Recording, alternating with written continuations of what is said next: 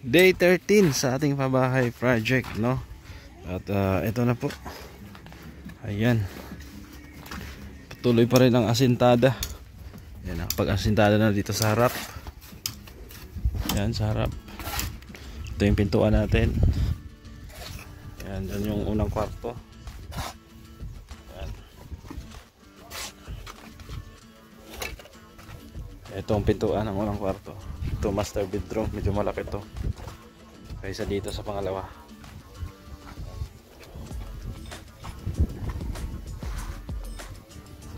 Dito yung CR natin, no? Extension tayo ng CR palabas dyan. Tapos dito may exit din tayo. Ayan, may exit tayo dito. Hindi naman siya totally tapat, no? Doon.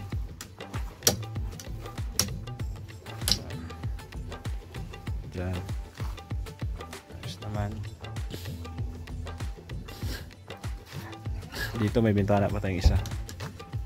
Dyan natin pwesto yung TV, no? Ito yung TV. Tapos dito yung sopa.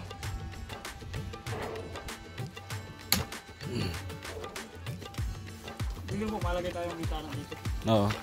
Fix lang. Siguro yung owning dalawang panel kasi dyan. Dito ito na. Ha? Saan? Dito wala na. Wala na dyan. Dito lang ako sa kwarto. Isa din, owning. Dalawang panel din. Tatlong butas. Bali 6. Kung may malalaki din yata nun. Tapos sliding na to dito. Diyan sliding. Sliding dyan. Dito din. Sliding. Tapos doon sa CR. Sa CR sa ano? Kasi sa kusina.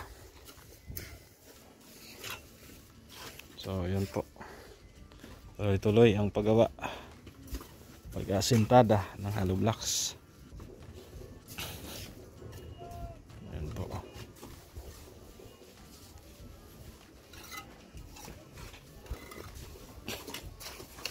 Ayan, kitang-kita na. Formang bahay na. Ayan, maya update tayo ulit. Ayan, dito yung kwarto. Dito natin ipupwesto yung kama. Diyan yung kama. Kwarto dito ko, Gab. Ha? Kwarto mo dito. Kwarto. Dito yung kama pa ganyan. Dito siguro yung cabinet, no? Or dito. Kala ko master bedroom to. Diyan na lang sa kabila. Master bedroom to. Ah, Yan ang isa, maliit. dalawang kwarto. Ito, pwede space na to, pwede itindahan to. 'Di ba? Pwede magtindahan dito.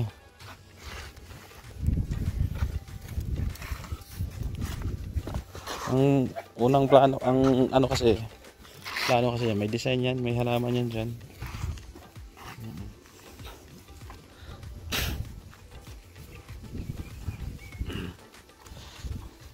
Ayos na yan. Naka-reserve na sa tindahan. Kasi ang parking namin talaga dyan. Ayan si Madam. Si Madam. Oh, pa-smile, smile. Oh. Ayan. Ayan. So abang-abang lang po sa update, no? At mamaya mag-outro pa tayo.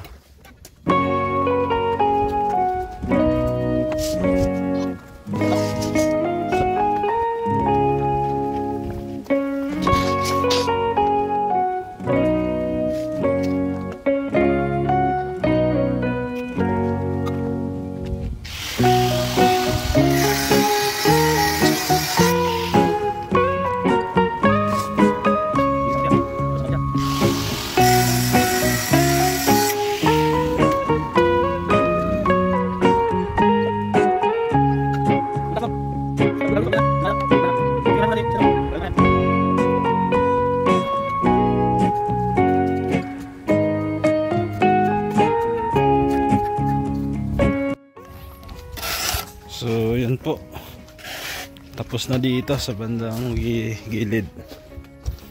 Dito, lipat sila dito sa kwarto. Ayan po yung kwarto. Sintadahan yan. Tapos bibintana po tayo. Bukas maglagay tayo ng ano, lupa, no? Mag-order tayo ng panambak, no? Kasi elevated to ay kailangan tambakan.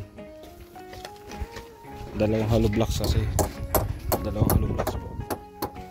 Ang taas, so mataas na rin. No. So bali ilang truck kaya ito? 4, 5, 6. Sa unang deliver. Dalawa dito. Kulang pang dalawa dito. Dalawa. Oh, dalawa. Ay dito ay sabihin natin diyan mga 5. Sabihin natin tigdalawa ito, di bali Siyam. Titingnan natin kung gaano karami yung unang truck. Punta mo mamaya. Mamaya patahan mo. Tama mo kung magkano yung isang truck. Kasi magtambak tayo para makita natin yung level, no? Kasi parang tangkad ng bahay natin pag wala tayong tambak.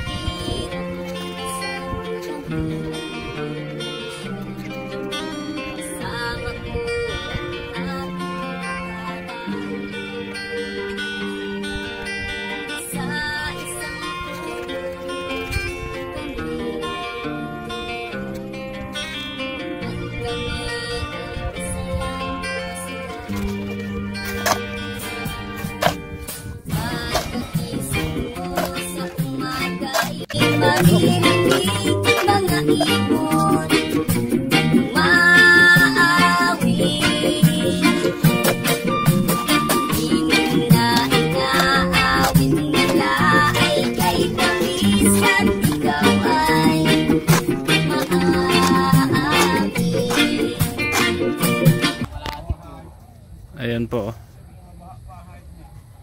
Ganito kataas yung flooring natin mula sa lupa. Tapos ganyan flooring, pantay. Medyo mataas. Yan, tinakpan na dito, no? Para bukas makapag-dumping tayo. Ma-order tayo ng panambak dito. Ha? Tres ang buhos natin. Tres? Tapos yung bato. Ito lang. Kaunti lang pala. Kunti lang. Oo. Mga Ilang truck? pabagsak pa tayong 7. Kasi dito pa man, malagay pa tayo dito. Sige. Oo.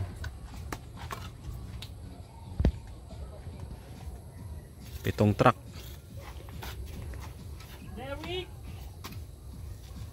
Derwick! Yan. So bukas po abangan yan at magtambak tayo para makuha natin yung tamang sukat no ng natin ng flooring. Yan. Taas na rin yan.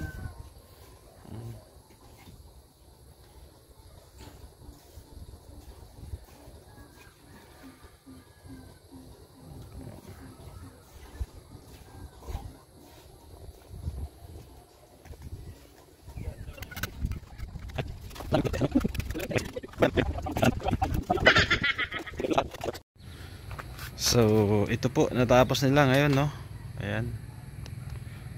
Bukas magda-dumping tayo lupa. Ayan. Yung flooring po natin dito po. Ayan. Mula sa lupa hanggang dyan sa may bakal na yan. So mga 3 hollow blocks, no? Oh, ayun, ganyan kataas. Ayan. So dito okay na rin. Ayan, okay na. Dito sa gilid meron na rin. Doon. Ito sa kabila. Ayan. Dito po sa pintuan ng CR yan. Ayan, dyan bintana, no? Medyo mataas lang tinan, no? Kasi wala pang dumping. O malagay pa tayo ng lupa, ano? Kaya medyo mataas tingnan. Malaki kasi yung inadumping natin. O, dito kwarto, unang kwarto. Ayan. Malaki-laki yung kwarto to dito. Ayan. Dito naman kwarto, medyo maliit. Ayan. Ito, bintana na to. Ayan, bintana na yan dyan. Dito ang libe ng bintana. Kasi isang hollow blocks, dalawa. Hanggang dito yung dumping natin. Kasi bintana na. Dito wala na tayong bintana dito. Doon lang sa kusina. Ayan, mataas pa talaga yung dumping natin. Elevated talaga to. Ayan. So yun, bukas tuloy sila sa ano nito, pag-asintada pataas. Tapos yung iba magda-dumping tayo, no? Dumping ng bato tsaka may kasamang lupa, buhangin, para ano na natin, makita na natin yung level, no, ng ating flooring. Yan. Dito, ayan, may sintada na rin. Mukhang bahay na. Unti-unti na nagkakaporma. Tapos dito yung pintuan, 1 meter po ang lapad niyan. 1 meter, malaki, standard. May isang bintana tayo dyan. Isang bintana. Tapos dalawa sa kwarto, isa dito sa gilid. Yan. Ayos.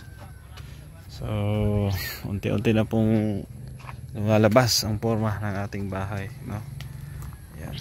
Maliit lang to, bungalow style lang. Bungalow style lang ito. Kala siguro ng iba second floor, wala po. Wala tayong budget sa pang second floor. Kasi hirap na nga tayo sa first floor, mag second floor pa tayo. Pero tingnan yung poste, malalaki, no? Pang second floor talaga. Pero wala eh. Bungalow lang muna ang kaya natin. Abang-abang lang po, no? Sa mga susunod na vlog natin.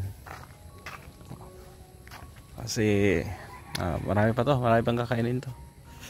Gastos pa to ng semento, buhangin, graba. May graba pa naman tayo. Graba, buhangin, meron pa. Tapos semento natin konti na lang. Konti na lang. So thank you pala kay Ma'am Vallejo, California. Nagbigay po siya ng 5,000 pesos pang semento. Hindi ko pa nakuha. Ayan, shout out sa iyo, Ma'am Vallejo. Ayan, taga US po yan. Ito 500 to, ito lang natira. 1.5 kasi estimated dito sa hollow blocks. 1.5. So 1,000 pa lang yung order natin. So 1,000 na yun. Yung iba, itong natira. Tapos yung iba may nasa loob pa, no? Bukas medyo tataas pa yung asintada natin. Tapos yung iba magda-dumping tayo. So ito lang muna yung update natin ngayong araw. Maraming salamat po, no, sa inyong pagsama. Ayan. Salamat po sa mga viewers natin na lagi nakasubaybay sa ating upload, no? Thank you. Siyempre sa mga sponsor din po na tumulong sa atin. Maraming salamat. Support kay Kuya Val Santos Matubang, Edna Kalingap Rob, sa inyong lingkod, Gabisera, no? Shoutout din ila Tita Rosie, Ate Beth, Tita C, Ma'am Grace, Ma'am Beng, Ma'am Bertus Homan, Tita Elma, ayan, Tita Virgie ng Canada. Shoutout sa lahat ng ating mga minamahal na viewers, no? Salamat po kay Tita Fatima, kay Ma'am Marisa Agdan, no? Kay Ma'am Lane ng Spain. Shoutout. See you po sa day 14 bukas ng ating pabahay project. Thank you. God bless. Bye-bye. Bisera nagmula sa Negros Occidental, layunin ay tumulong sa mga nahihirapan karamihan.